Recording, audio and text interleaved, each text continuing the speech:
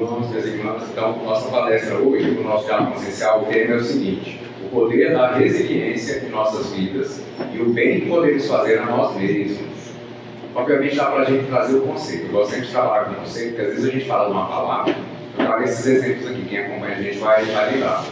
Às vezes a gente fala, o que é ter fé? A gente tem uma ideia muito vaga, mas a gente, na verdade, muito fundo, a gente não sabe o que é ter fé. O que é ter esperança? O que é ter perseverança? Constância. Então essas palavras são um pouco subjetivas, a gente não consegue, às vezes, a gente tem dificuldade de conceituar. Esse não tem lugar para conceituar. Tá. E aí, trazendo o conceito, então, resiliência. Resiliência, gente, tem muito a ver com a nossa capacidade de nos adaptar nos momentos de dificuldade. Então, adaptar, adequar, se amoldar, se ambientar, se harmonizar com a situação, às vezes com o ambiente, com alguém, transformar e nos conciliar, nos pacificar internamente. O que também traz a ideia de resiliência? Resistência, ou seja, resistir aos momentos de dificuldade, né? aos momentos tempestuosos, aos momentos de conflito. Isso a gente precisa de ter resiliência para fazer isso. Ter força, capacidade de recuperar-se de uma situação. Então, do mesmo jeito que a gente, quando a gente vive uma fadiga, seja física, seja mental ou emocional, a gente precisa ter a capacidade de se reajustar, se harmonizar. Então, a gente precisa também ter essa capacidade de adaptação, de resiliência diante dos momentos mais conturbados da nossa vida. Seja profissional, seja relacionamento, tem a ver com vencer o obstáculo, tem a ver com dominar a situação, tem a ver com solucionar e tem a ver mais ainda com superar. Sempre está superando, e a gente é chamado a superação, a movimento de superação, todos os dias. Então, se a gente fosse resumir em duas palavras, o que é a resiliência? Seguir adiante. É seguir adiante, é conseguir seguir adiante. E a gente pode botar uma terceira palavra. Terceira palavra, seguir adiante bem. A gente tem que estar bem. É preciso avaliar e reavaliar nossa vida e nossas atitudes. Autoanálise e não analisar o outro. Então a gente tem mania, gente, quando a gente está com um momento de dificuldade bem turbulento na nossa vida, a gente faz toda a análise necessária, mas em cima do outro. Vocês já perceberam? O que o outro tem que fazer, o que o outro tem que parar de fazer, o que o outro tem que mudar. Mas a gente não olha com a gente. Mas para a gente desenvolver essa capacidade de superação, de seguir adiante de forma que a gente esteja bem, a gente precisa olhar, fazer essa reflexão para a gente. O que eu estou fazendo errado? O que eu estou deixando de fazer quando eu precisaria estar fazendo alguma coisa? Né? Onde estão esses gatilhos que eu estou abrindo frente de mim mesmo para criar situações ou botar mais energia em situações que estão fazendo mal para mim? Então, essa mania que a gente tem de fazer avaliação, terceirizar a culpa, ou culpabilizar sempre o outro, né? Eu culpo Deus, eu culpo o mundo, eu culpo a pessoa, mas eu nunca me sinto responsável pela minha própria vida. Então, a gente passa, depois de um certo momento, a falar assim, a raiva que eu estou sentindo é por causa de você, é por causa de você. A dor que eu estou sentindo é por causa de alguém. Né? O ódio, enfim, a mágoa que eu estou sentindo é por causa de tal coisa. E a gente nunca toma posse dos nossos sentimentos. Ou seja, tem que sempre... O nosso funcionamento, hoje em dia, está sendo o que o outro me faz, o que o mundo me faz. Porque eu estou me mostrando incapaz de autogerir as minhas próprias emoções.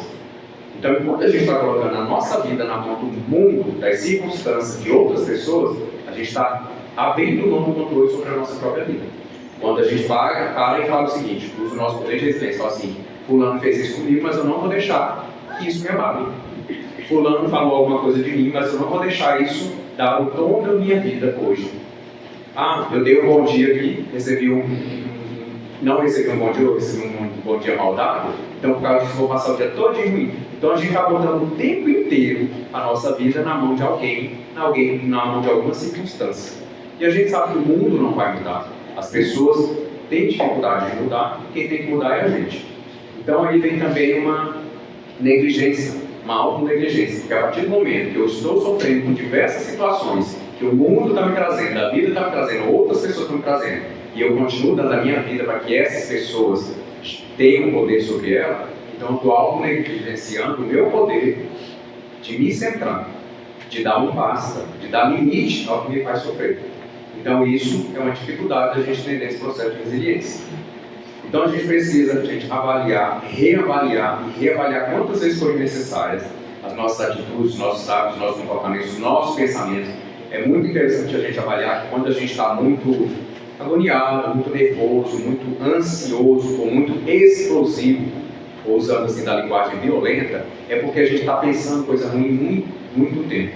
Eu vou preparar muito livro, essa semana preparar uma palestra para falar sobre isso, essa questão de que a mente, gente, ela aguenta tudo. Ela aguenta tudo. Aliás, quase tudo. Ela só não aguenta pensamento negativo. Vocês podem prestar atenção, quem pensa negativo o dia todo, está o tempo inteiro estourando, o tempo inteiro reativo, o tempo inteiro se sentindo mal. E quem está se sentindo mal não consegue gerir mais nada. Então, falta resiliência e falta esse poder de autocentramento. Então, avaliação, reavaliação das atitudes, comportamentos, hábitos, pensamentos, não é analisar o outro. A gente tem que parar com essa mania de terceirizar a nossa vida, de falar que a nossa vida não vai bem por causa de alguém, por causa de uma situação. A nossa vida, quando não vai bem, é por causa da gente, ponto. E a gente precisa pegar as rédeas da nossa vida. Afinal de contas, a vida é de quem? A vida é de quem? Quem tem que cuidar dela? E esse exame precisa ser muito íntimo e sempre à luz das verdades. Verdades espirituais e verdades humanas também. Nós vamos falar um pouquinho à frente sobre essas verdades. A lei do aprendizado, da evolução, é inexorável. Gente, para quem não lembra, inexorável é uma coisa que tem que acontecer, vai acontecer e a gente não pode mudar. Então, a evolução, a progressão, o progresso da humanidade, espiritualmente, materialmente, humanamente, ela é inexorável, é uma lei. A gente não tem como ir contra. O máximo que a gente pode fazer é estagnar. Mas quando a gente estagna, a vida vem nos chamar pelo processo da dor, aos aprendizados, ao autoconhecimento e à reforma íntima. Para sairmos dos ciclos, temos que sair dos ciclos. Isso é bem claro, né, gente? Repetitivo, mas fica claro, não fica? Para sair do ciclo, tem que sair do ciclo. Na palestra anterior, eu falei um pouco que a nossa evolução é no sentido de espiral, ela sobe. Ela é em ciclos, mas ela tem que estar subindo. A partir do momento que eu estou lá no mesmo grau, no mesmo nível, rodando, no mesmo ponto, eu estou estagnado. Sabe como é que a gente sabe quando a gente está preso no ciclo? Quando ele fica se repetindo. Eu tenho um problema com o relacionamento. Aí eu termino o relacionamento. Aí eu arranjo outro relacionamento igualzinho. Aí eu termino porque eu culpo a pessoa. Aí eu vou para o terceiro relacionamento e ele é a mesma coisa que eu estou fazendo, rodando o mesmo problema. Então, ou seja, ou eu acabo um ciclo e passo para um novo, eu vou ficar repetindo. Isso é lei da vida. É igual na escola. Então, assim, vamos prestar atenção. Quais são os ciclos difíceis na nossa vida? Porque a gente não está superando, a gente está repetindo. Então, se eu estou pensando do mesmo jeito, agindo do mesmo jeito, tomando as mesmas decisões sobre os mesmos problemas, ou seja, eu estou com um problema no relacionamento. Não tem aquela história de ter o dedo podre? Eu tenho o dedo podre com o relacionamento. Eu não, eu sou um exemplo. Então, eu estou sempre escolhendo e fiquei lá. Então, eu estou sempre escolhendo pessoas que não são boas para mim. E eu também não sou boa para ela, porque sabe aquela história de a pessoa nunca é a pessoa que cresce? Aí eu estou com 3, 4, 5 relacionamentos diferentes, mas sempre é o outro que não cresce. E é os mesmos problemas. Então, de quem que é o problema? É meu. Então, eu preciso parar e analisar essa questão, olhar para esses ciclos repetitivos e mudar. A pessoa está atraindo sempre as mesmas pessoas, é questão de frequência e vibração, gente. Lei da atração, lei da vibração, lei da afinidade. A gente tem um vídeo que fala sobre isso, uma palestra que fala sobre isso. Ou você aprende, ou você aprende. A lei de Deus é assim. Então, ou a gente aprende, gente, ou a gente aprende. Então, se a gente não aprender, os ciclos vão se repetindo e a vida vai mostrando. Se você não se reajustar diante dessa situação, você vai continuar rodando em ciclos no mesmo ponto. Então a gente não faz uma espiral ascendente, a gente está sempre no mesmo ponto. A gente vai cansando, não vai? Então cada vez a gente vai ficando mais estressado, mais angustiado. Mas por quê? A gente nunca para fazer uma auto-reflexão. A gente quer que o mundo resolva o nosso problema. Que venha uma pessoa perfeita como se a gente fosse perfeito, e não é. E aí a gente fica parado, estagnado e querendo que as coisas se resolvam. Não resolve. Se a gente não parar, fizer um momento de reflexão, de consciência, tomar primeiro de decisões corretas, diferentes das decisões que eu tomava, porque se eu tomar as mesmas decisões, eu vou vibrar na mesma frequência e vou atrair as mesmas pessoas. Ou você aprende, ou você aprende. Agora, a forma de você aprender, você escolhe. Gente, tem que aprender pela dor. Levanta a mão, por favor. Tem que aprender pela dor. Agora pense se as suas atitudes, seus pensamentos, seus comportamentos, seus hábitos, se eles estão de acordo com uma pessoa que quer aprender por amor. Você é amoroso? Você olha para todo mundo com amor, cuida das situações com amor, Quando alguém está com um conflito com você olha para essa pessoa com amor.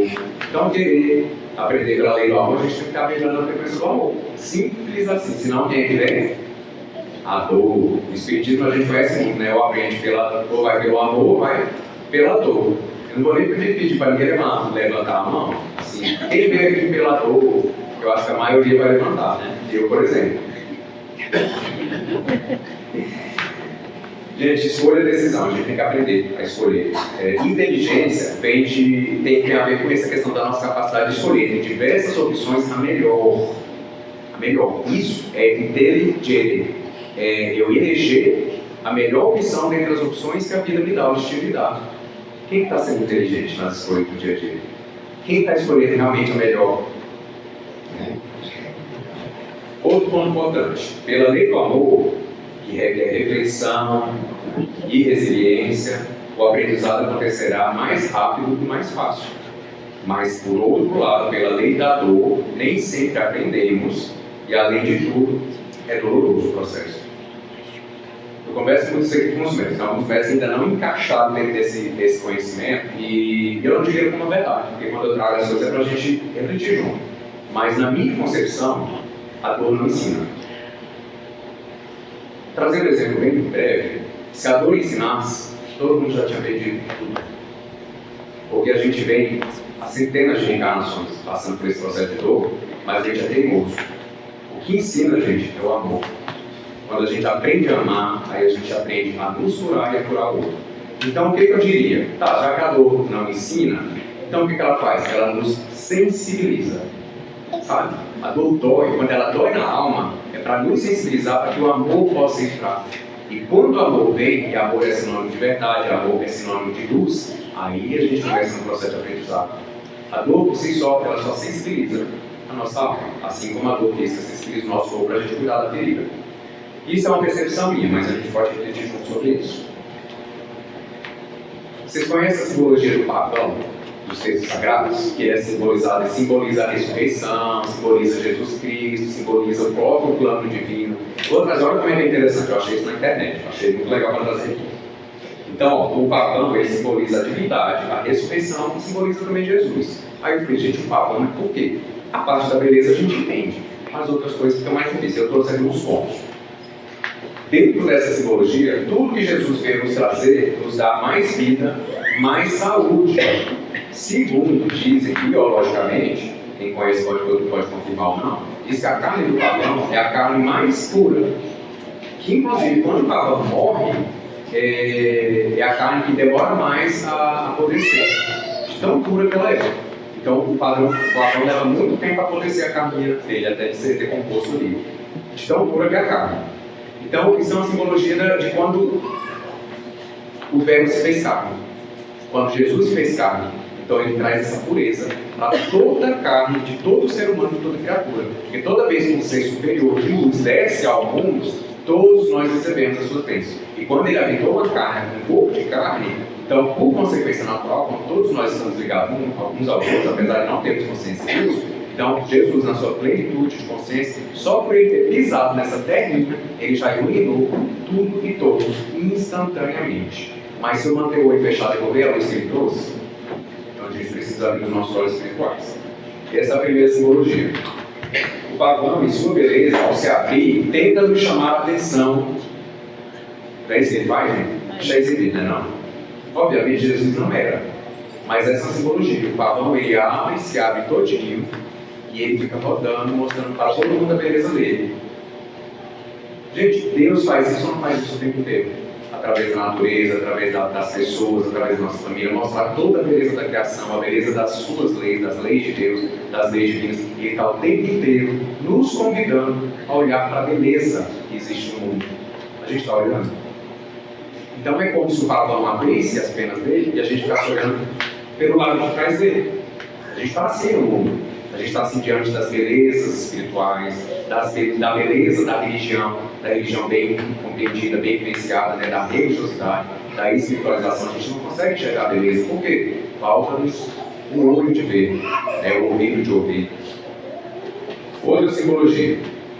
O pavão só faz um ninho no alto. Segundo esse texto, o pavão só faz um ninho o lugar onde ele não vai para o chão. Isso para nos lembrar, dentro da simbologia, que o nosso reino é aonde? Onde é a nossa morada? Sim, nos céus, na espiritualidade, nos planos da eternidade de amor e luz. Então essa simbologia vem nos lembrar disso. O pé do pavão, gente, a única parte feia do pavão, né, não? É o pé do pavão. Tem uma simbologia sobre isso. O pé do pavão é muito feio se comparado com toda a sua beleza. Isso para nos lembrar que Jesus se fez carne, o Verbo se fez carne, e deixou todas as honras do céu que ele já havia conquistado para vir até nós, descendo a parte mais feia da nossa existência. Jesus desceu aqui na terra no momento onde era olho por olho, dente por dente, vocês lembram? Onde as pessoas eram jogadas leões, onde outras pessoas eram queimadas na fogueira, açoitadas até morrer, arrastadas naqueles caminhos que eles tinham em Roma. Eles, nós, né, gente? Nós, no ano passado, né? Então, o que acontece? Então, o pé do pavão se refere, dentro dessa simbologia figurativa, a essa questão de que o mundo ainda está muito feio. Então, ele saiu de onde ele estava, Jesus Cristo, e veio para cá e está conosco, com todos os nossos defeitos e imperfeições, com toda a nossa, vamos falar, falta de beleza, né? Para a feiura de espírito, de alma, falta de beleza espiritual, e ele esteve aqui com a gente. Vocês sabiam que algumas pessoas me perguntaram por que eu era um bandista já?